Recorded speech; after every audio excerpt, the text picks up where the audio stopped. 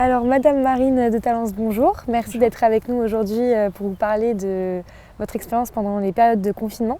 Je vais vous laisser vous présenter un petit peu. Bonjour, donc je suis maîtresse de conférence à l'Université Gustave Eiffel en économie. Donc voilà, j'enseigne de la licence au master et je suis également co-responsable de la première année de licence d'économie et gestion. Donc, tout d'abord, je vais vous demander comment vous avez vécu personnellement votre expérience du premier confinement. Alors le premier confinement, je dirais qu'il y a eu plusieurs phases. Une première phase qui a été un peu une période de surprise. On avait beau un peu se dire que ça allait arriver plus ou moins, pour ma part en tout cas j'ai quand même été surprise. À cette phase un peu de surprise, il y a eu une période aussi un peu de perplexité. Je ne savais pas très bien ce que j'allais faire, comment j'allais maintenir le lien avec mes étudiants. Fallait aller assez vite en plus, donc on allait passer tout de suite en distanciel, donc il fallait tout de suite trouver quelque chose à mettre en œuvre pour pouvoir maintenir le lien avec les étudiants, continuer à leur faire cours avec un format que moi je maîtrisais pas du tout parce que j'avais fait toujours que des cours en présentiel. Donc il y a eu une période peut-être où j'étais un peu décontenancée, un peu perdue.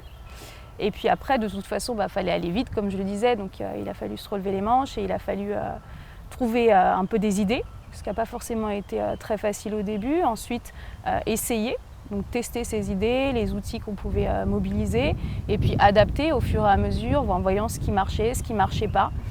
Donc ça a été un peu stimulant aussi, puisqu'il y avait cette question de ok, il faut réfléchir vite, il faut y aller, il faut trouver des idées, il faut les mettre en œuvre, il faut les tester. Donc il y a un petit côté assez stimulant là-dedans. Ça a remis un petit peu en question votre vision de l'enseignement à ce moment-là.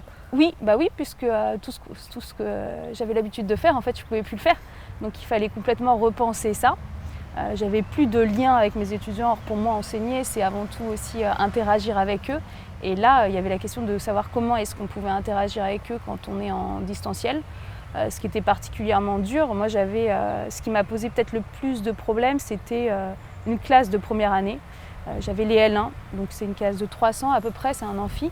Et donc, il a fallu que je trouve un moyen de maintenir le lien avec ces L1. Donc, vous les aviez jamais vus à ce moment-là, ces alors L1? pour le premier confinement, je les avais déjà vus. D'accord. Mais par contre, le deuxième confinement, en fait, j'ai commencé l'année sans les avoir vus. Et donc là, c'était plus dur parce que c'était des séances de Zoom où ils ne mettaient pas forcément leur caméra. Et donc se retrouver face à des écrans noirs, ça posait aussi la question de savoir du sens de notre métier. J'avais l'impression un peu parfois de faire cours toute seule, de faire cours à mon canapé.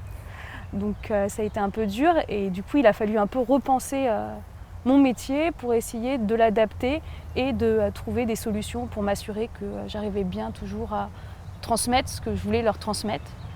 Et justement, vous parlez d'adaptation. Comment vous avez fait justement pour adapter vos méthodes d'enseignement finalement à cette situation très complexe? Concrètement, ce que j'ai fait? Alors, j'ai fait plusieurs choses. Au début, donc c'était un peu nouveau, on ne savait pas trop ce qu'il fallait mettre en œuvre. Donc j'ai fait des vidéos asynchrones où je me filmais avec mes slides en train de commenter mes slides. Je me suis vite rendu compte que les vidéos que je faisais étaient trop longues et que ce n'était pas possible pour eux de suivre ça en distanciel. Donc après, je les ai raccourcis. J'ai essayé de faire des petites vidéos d'une dizaine de minutes que j'entrecoupais de tests d'entraînement qu'ils pouvaient faire sur la plateforme e-learning. Donc ça permettait de voir une petite partie du cours rapidement. Ensuite, ils pouvaient se tester, vérifier qu'ils avaient bien tout retenu, bien tout compris et passer à la vidéo suivante. Donc il y avait comme ça, j'ai essayé de faire quelque chose d'assez progressif, en leur mettant à disposition les vidéos pour une semaine, pour m'assurer aussi qu'ils suivaient le cours régulièrement et pas qu'ils se retrouvaient à la veille de l'examen à devoir reprendre toutes les vidéos.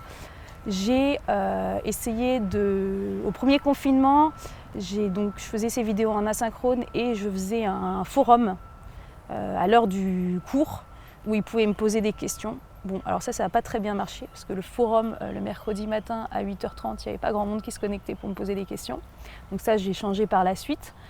J'ai mis aussi en ligne des infographies qui reprenaient les principales notions du cours de façon visuelle et de façon synthétique. Donc ça, c'était sur la plateforme propre à l'université? Oui, exactement.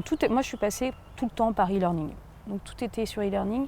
J'essayais aussi toutes les semaines sur e-learning en tête de leur mettre véritablement ce qu'on allait faire cette semaine, les tâches qu'ils avaient en cours et en TD pour que ça soit vraiment clair, qu'ils aient vraiment un plan de travail et qu'ils ne soient pas livrés à eux-mêmes un peu perdus. Je leur envoyais aussi des mails régulièrement en leur expliquant la progression dans le planning.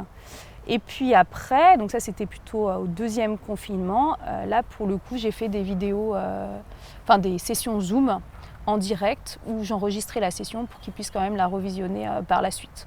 Donc j'ai laissé un peu les vidéos asynchrones pour aller plutôt vers quelque chose de plus synchrone, mais avec quand même une possibilité de revisionnage. Pour ces visioconférences, est-ce que vous êtes resté sur Moodle ou est-ce que vous avez essayé d'autres outils numériques? J'étais sur Zoom. D'accord. J'ai tout fait sur Zoom et après j'ai enregistré la session et puis j'utilisais mes supports classiques que j'ai dû quand même revoir parce que mes supports ils étaient faits pour un cours en présentiel, donc très très synthétique, et après je faisais beaucoup de choses au tableau, donc là j'ai quand même aussi un peu enrichi mes supports et j'utilisais aussi une tablette graphique pour pouvoir annoter et quand même essayer d'avoir un certain dynamisme en fait, et pas juste dérouler mon cours sans interaction. Donc, j'ai essayé de faire ça. Quand vous disiez plateforme classique, c'est on va dire, je pense à Word ou PowerPoint, ce genre de choses, ou est-ce que exactement. Plus, J'utilise pas PowerPoint, j'utilise LaTeX, mais c'est un peu la même chose, on peut faire la même chose qu'avec PowerPoint. D'accord. Donc quels sont les outils numériques au final, en conclusion de ces expériences-là, qui selon vous ont été le plus efficaces pour votre formation? Alors, je dirais que les tests d'entraînement, donc les petits QCM que je mettais entre deux vidéos, ça a très bien marché parce que ça leur a vraiment permis d'être sûrs qu'ils avaient bien compris et de maintenir une progression dans mon cours. Ça m'a aussi permis finalement moi d'organiser mon cours différemment. Et ça, je le garde encore aujourd'hui, donc je mets toujours en ligne, même alors qu'on est revenu en 100% présentiel, ces petits QCM qu'ils peuvent faire pour s'entraîner. Donc ça, c'est quelque chose que les étudiants m'ont dit qu'ils avaient beaucoup apprécié.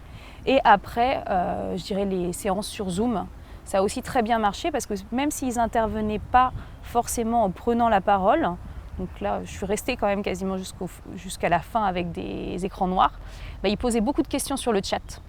Et beaucoup plus finalement parfois qu'en amphi. Je pense parce qu'ils se sentaient aussi peut-être libres. Écrire, pour certains, c'est plus facile que de prendre la parole en amphi. Et donc, ils ont aussi aimé cette interaction via ces séances de Zoom. Hormis les QCM qui continuent un petit peu là dans le retour en présentiel, est-ce que vous avez continué des propositions, par exemple, de visioconférence Non, je suis vraiment repartie en 100% présentiel. La seule chose que j'ai laissée, c'est donc ces fameuses ressources QCM, les infographies aussi. Et puis j'essaye, je me suis rendu compte qu'en fait le présentiel, ça avait du bon, surtout pour l'interaction. Donc j'essaye d'autant plus maintenant d'essayer de générer cette interaction en classe, ce que je ne faisais pas forcément autant avant. Donc parce que ça m'a manqué. En fait, j'essaye maintenant d'en tirer parti au maximum dans mes cours en présentiel. Mais je n'ai pas fait de visioconférence. Les seules choses que je fais en visioconférence, c'est en tant que responsable de formation. J'organise des petites séances pour leur expliquer les rattrapages, pour faire un point avec eux au cours de l'année. Donc, tout ce qui est interaction plus en tant que responsable de formation, ça, je le propose sous forme de visioconférence. Et ça marche plutôt pas mal. En tant que responsable de formation aussi, on propose à nos étudiants de L1 des séances de tutorat avec des étudiants de L2, donc qui viennent répondre à leurs questions dans différentes matières. Et ça aussi, maintenant, on les propose sur Zoom, alors qu'avant, elles étaient faites en présentiel. Et donc, on s'est rendu compte qu'en fait, il y avait beaucoup plus de présence en distanciel qu'en présentiel pour ces séances de tutorat.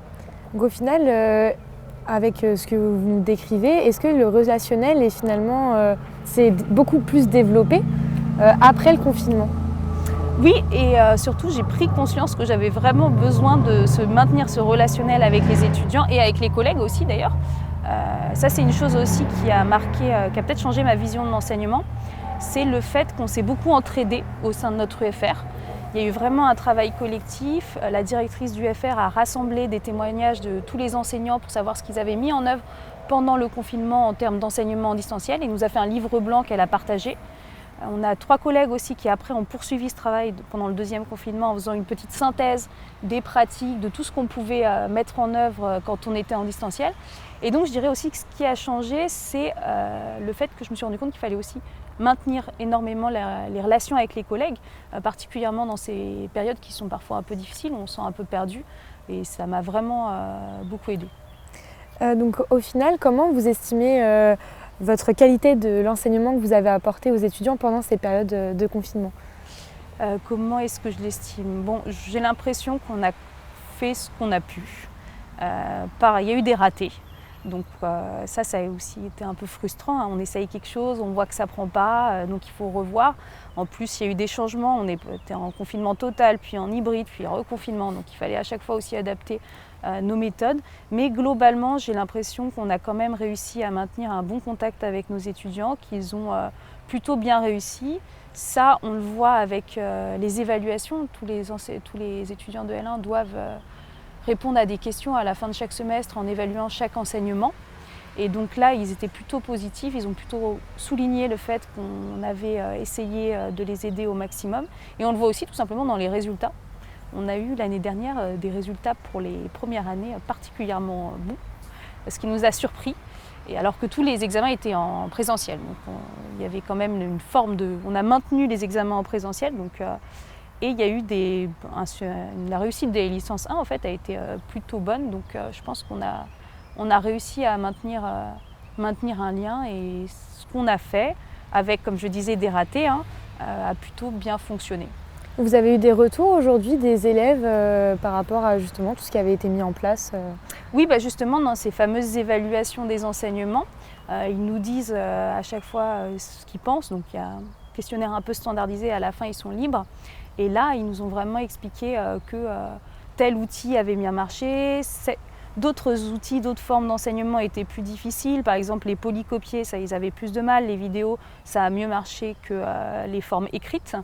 Voilà, tout ce qui était vraiment essayer de se tester, de vraiment faire les choses en fait, et pas uniquement regarder, lire un document ou regarder une vidéo. Ça les a vraiment aidés à maintenir le maintenir dans leur apprentissage. Donc on arrive quand même à savoir un peu via ces questionnaires et aussi via les interactions qu'on a eues par ailleurs. Parce qu'on a fait pendant le premier confinement, et le deuxième d'ailleurs, on a mis le deuxième d'ailleurs à la rentrée, pour la rentrée 2021, on a mis en place un programme d'enseignants référents. Et donc chaque étudiant de L1 avait 3 rendez-vous au premier semestre avec un enseignant de l'UFR pour voir justement comment se passait sa rentrée, comment se passaient les cours. Et donc là, ça nous a permis vraiment d'avoir un retour individualisé des étudiants de L1. Le enseignant référent devait remplir une fiche et après remonter cette fiche. Et donc nous, on arrive vraiment à voir ce qui a pris, exactement, ce qui a pris, ce qui pose plus problème, etc.